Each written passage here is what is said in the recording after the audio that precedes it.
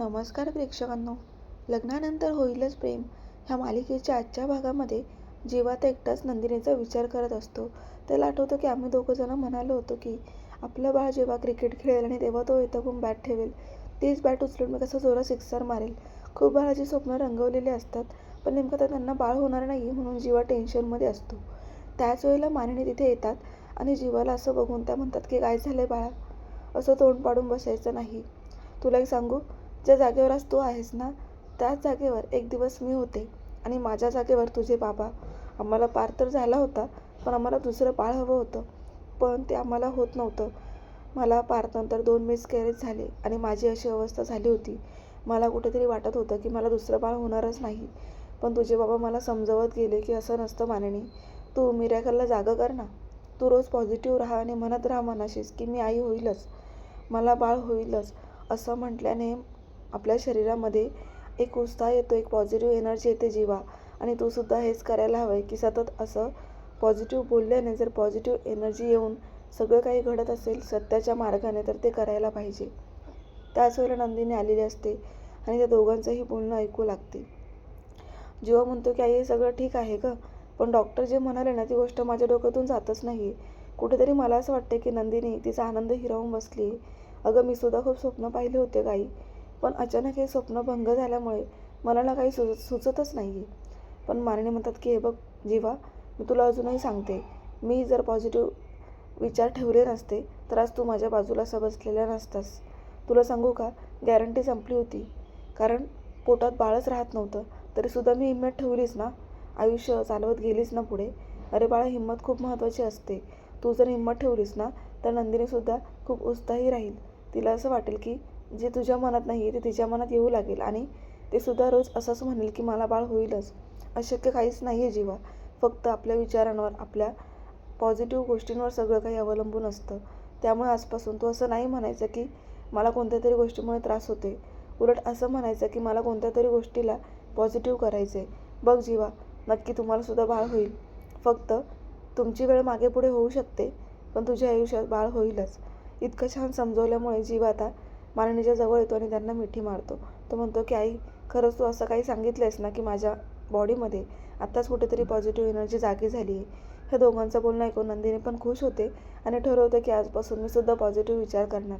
आणि आता मानिनी ह्या जीवाच्या डोक्याला तेलाने मालिश करत असतात. दुसरीकडे पार्थला जाग येते, पण त्याच्या बाजूला काव्य नसते. तो आता घाबरतो आणि उठूनच बघायला लागतो, तर काव्याने एक लेटर लिहून ठेवलेलं असतं.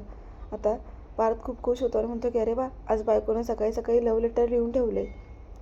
तो आता ते वाचू लागतो आणि त्याच्यात असं असतं की प्रिय पार्थ, मला तुमच्याशी खूप महत्त्वाचं बोलायचं, पण गेल्या काही दिवसांपासून आपलं नीट बोलणंच होत नाही आहे. मी प्रेग्नेंट आहे, पण आपल्या बाळाविषयी आपण काहीतरी बोलायला पाहिजे होतं आणि तेच बोलणं माझं म्हणजे बोलायचं राहून जाते. मी टेरेसवर अभ्यास करते, अभ्यास झाला की खाली येते आणि मग आपण बोलूयात. पार्थ म्हणतो की अरे, लेटरमध्ये असं लिहिलं आहे, बरं ठीक आहे. तो म्हणतो अरे यार, पण मला उठल्या उठल्या बायकोचा चेहरा बघण्याची सवय आहे आणि आज बायकोच माझ्याजवळ नाही आहे. म्हणूनच तो आता एक स्केच ड्रॉ केलेला असतो, त्याच्यात एका आईसोबत बाळ दाखवलेलं आहे आणि काव्याचं चित्र त्याने तयार केलेलं असतं. ते तो बघत असतो आणि आता खूप खुश होतो आणि म्हणतो की चला, काव्य अभ्यास करते तोपर्यंत मी फ्रेश होऊन घेतो.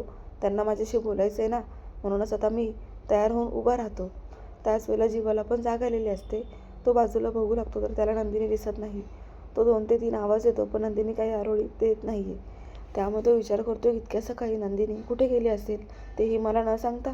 तर आता ही नंदिनी हॉलमध्ये वर्कआउट करत असते, कारण तिला वजन कमी करायचं आहे. आणि त्याच वेळेला वसू आता तिथे येतात आणि नंदिनीला असं बघून त्यांना खूप जलस होत असतं. ते आता डिरेक्टली नंदिनीला म्हणतात की नंदिनी, अगं आता हे काय चाललं आहे, कशाला वर्कआउट करतेस, तू आई होणार नाही हे लक्षात येत नाही आहे का? त्यावेळेला नंदिनी म्हणते की शब्द फिरवू नका, मी आई होणार नाही आहे म्हणजे आई होणं कठीण असलं तरीसुद्धा अशक्य नाही आहे. मी माझं काम करत आहे आणि काय हो, आई होणार नाही आहे हे डॉक्टरांनी असं मला सांगितलेलंच नाही आहे, फक्त सध्या कठीण आहे असं बोललेल्या होत्या. म्हणून तुम्ही मला कोणत्याही गोष्टीपासून थांबवून धराल का? हे बघा, मला आई व्हायचे आणि मी आई होईलच, त्याच्यात काही वादविवाद नाही आहे. पण तुम्ही का मला हे सांगताय? मला जे करायचं आहे ते मी करेल ना, तुम्ही मध्ये पडूच नका. त्याच वेळेला मानिनी आणि जेव्हा पण तिथे झालेले असतात ते सुद्धा आता म्हणजे वसुआत्यांच्या बोलण्यावरती ऑब्जेक्शन घ्यायला लागतात की असं बोलणं चुकीचं आहे ना. एखादा माणूस दुःखी आहे त्याला डिवचण्याचा काय अर्थ आहे? नंदिनी एवढं सगळं विसरूनसुद्धा नव्याने उमेद ठेवून एवढी मूडमध्ये आहे आणि तिला आपण कसं हँडल करायला पाहिजे हे साधंसुद्धा ह्यांना समजत नाही आहे, असं आता मानिनीला वाटू लागतं. आता मानिनी वसवत त्यांना राग येतो, त्या रूममध्ये निघून जातात. इकडं आता जीवा नंदिनीची एवढी पॉझिटिव्ह एनर्जी बघून खूप खुश होतो आणि म्हणतो की वा चकाचक बाई, आज तर कमालच केलीस. तुमचा हा वेगळाच मूड बघून माझाही मूड आला ना. मी सुद्धा खूप खचून गेलो होतो. अगं नंदिनी, तू जेव्हा अशी वागतेस ना तेव्हा मी सगळं विसरून जातो, कारण मला माझ्या बायकोच्या चेहऱ्यावर आनंद बघायचा आहे. तू अशीच राहा ना नंदिनी, मला आवडेल. बाळ होत नाही आहे म्हणून कशाला आपण आपलं आयुष्य खराब करायचं. नंदिनी म्हणते तेच ना, पण बाळ होईलच, माझा विश्वास आहे. माझा आत्मविश्वास जागा झाला आहे. तरच जेव्हा म्हणतो की खरंच आज तू इतकी खुश आहेस ना नंदिनी, की खरंच मला असं वाटतं की तू अशीच खुश दिसायला पाहिजे रोज. म्हणजे माझ्यामध्ये जी काही जगण्याची उमेद कमी झाली आहे ती परत जागी होईल. मग आता नंदिनी एक प्रकारे त्याला आत्मविश्वासच देत असते आणि लगेच जीवा तिला मिठी मारतो. पुढे आता काव्य अभ्यास करून आवरून आलेली असते. त्याच वेळेला पार्थ तिला पटकन त्या स्त्रीचं स्केच केलेलं ड्रॉइंग दाखवायला लागतो. पण ते ड्रॉइंग दाखवल्यावर काव्याच्या चेहऱ्यावर कोणतेच हावभाव नसतात, कारण तिला त्याच विषयावर बोलायचं असतं आणि पार्थ जे काही स्वप्न रंगवतोय ते आता तिला नकोसं वाटतं. ती म्हणते की पार्थ, मी आई होणार आहे, पण ही जबाबदारी मला पेलवणार आहे का? मला आता कुठेतरी असं वाटतं की मी ह्या गोष्टीला कॅपेबल नाही आहे. पार्थला धक्काच बसतो. पार्थ म्हणतो की तुम्ही असं काय बोलताय? प्रत्येक स्त्रीच्या आयुष्यात तिचं बाळ होणं हे खूपच सुखद असा अनुभव असतो आणि तुम्ही चक्क त्याला नाकारताय. काव्य म्हणते की तसं नाही, तुम्हाला माहिती आहे की मला IAS व्हायचं होतं. माझं IAS अधिकारी व्हायचं स्वप्न जर बाळामुळे थांबणार असेल तर ते मला नाही चालत आहे. म्हणून मला कुठेतरी असं वाटतं की मी ह्या गोष्टींच्या कॅपेबल नाही आहे. पार्थ प्लीज समजून घ्या. दुसरीकडे वसुआत्या किचनमध्ये येतात आणि मानिनीला सांगू लागतात की मानिनी, अगं रामनवमी आहे, त्याच्यासाठी काहीतरी घरात कार्यक्रम व्हायला पाहिजे. पण त्या म्हणतात की अगं ताई तुमचं ठीक आहे, पण नंदिनीची कंडिशन अशी आहे की मला स्पष्ट बोलताच येत नाही आहे. ती कोणत्या गोष्टींमध्ये अडकल्या गेली आणि आपण घरात सण उत्सव साजरे करायचे. त्याच वेळेला नंदिनी येते की म्हणते की काय झालं? मी काय केलं? मी कुठेतरी कमी पडले का? सकाळची माझी एनर्जी बघून तुम्हाला असं वाटतंय का काहीतरी कमी आहे? त्यावेळेला मानिनी म्हणतात की नाही गं नंदिनी, तू तर खूप पॉझिटिव्ह झाली आहेस. तुझ्यातला आत्मविश्वास बघून कुठेतरी मलाही नवी उमेद जागी झाली आहे. अगं रामनवमी साजरी करायची म्हणताय वसुआत्या, म्हणून म्हटलं काय करावं. नंदिनी म्हणते बिनधास्त साजरी करा, मीच पाळणा म्हणणार आहे.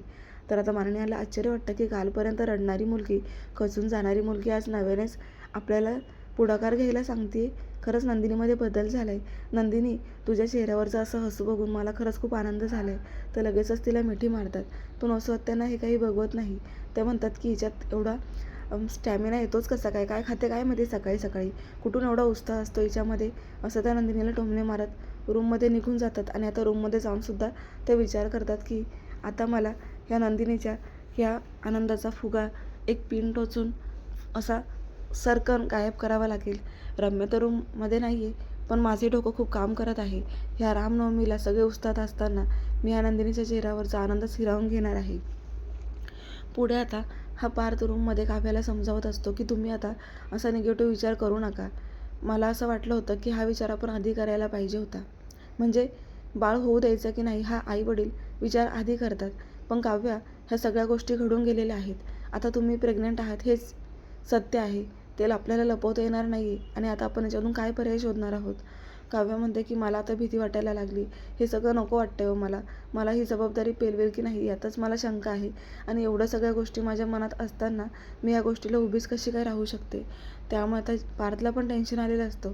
तो म्हणतो की तुम्ही तर असं काय म्हणताय की आता मलासुद्धा टेन्शन आलं की एकीकडे मला बाबा व्हायचा आनंद पण होता, पण हे काय ऐकतोय मी की बाळाच्या आईला बाळ नको आहे. अगं जगात ज्यांना बाळ होत नाही आहे त्यांना विचार किती किती प्रॉब्लेममध्ये असतील आणि आपली अशी परिस्थिती आली की आपल्याला सगळं काही दिलं आहे आणि आपल्याला ते नको वाटतं आहे. बरं ठीक आहे, मग याच्यातून काय मार्ग आहे? असं तो आता काव्यालाच विचारत असतो. काव्य म्हणते की मला हे काही सुचत नाही हो. सगळ्या गोष्टी होऊन बसलेल्या आहेत आणि आपण आता या गोष्टींचा विचार करतो की घरच्यांना आपण काय सांगणार आहोत. तर आता काव्याच्या ह्या निर्णयामुळे पार्थला धक्काच बसलेला आहे. तर ह्या वसुआत्या म्हणतात की ही रम्या, ही नंदिनी आणि काव्या दोघीही संसाराला लागल्या आणि ह्या रम्याचं काय चाललं आहे? तिच्यासुद्धा लग्नाचा विचार तर केला आहे, पण ती पुढे काही पाऊलच उचलत नाही आहे. पण आता मी ही काही वेडी नाही आहे. मी एकटीच आता बघा काय करते. ह्या नंदिनी आणि काव्याचा चेहरा कसा मला त्यांच्या चेहऱ्यावरचा आनंद घालवायचा हेच बघायचं आणि मी ते नक्की करून दाखवेलच.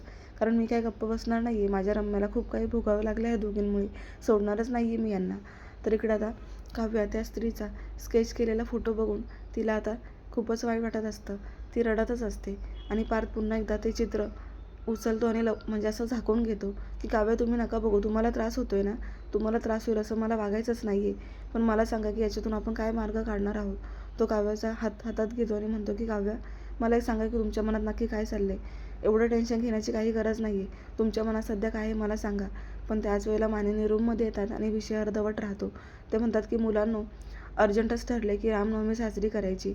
मग आता तयारीला लागा, वेळ खूप कमी आहे. मला गुरुजींना पण फोन करून बोलवायचं आहे. पण त्या अगोदर मी काय म्हणते, तुम्ही तयार व्हा आणि हॉलमध्ये या लवकरात लवकर. आता मानिनी असं सांगून निघून जातात. काव्याला अजूनच टेन्शन येतं की काय घरात सण उत्सव साजरे होत आहेत आणि मी कोणत्या विचारांमध्ये अडकल्या गेली. माझ्या मनाचा विचार कोणी करतच नाही. तिला खूप वाईट वाटतं. तर पुढील भागामध्ये आता रामनवमीची म्हणजे उत्सव साजरा होत असतो आणि नंदिनी पाळणा म्हणत असते. तोच पाळणा आता काव्या रूममध्ये ऐकते आणि तिच्यामध्ये पॉझिटिव्ह एनर्जी जागी होते. गुरुजी येतात आणि म्हणू लागतात की 2 बहिणी, 2 वेगवेगळे संकट. मी काय म्हणतो, गुरुजी सांगतात की जसं दोघे एकमेकींना साथ देतात ना, तसेच आता बाळाच्या ह्या परिस्थितीमध्ये पण एकमेकींना समजून काय करायचे असं काव्य विचारू लागते. तेव्हा आता सरोगसी हाच एक पर्याय नंदिनीसाठी काव्याला देण्यात आलेला आहे. तेव्हा आता काय होणार आहे पुढे पाहणार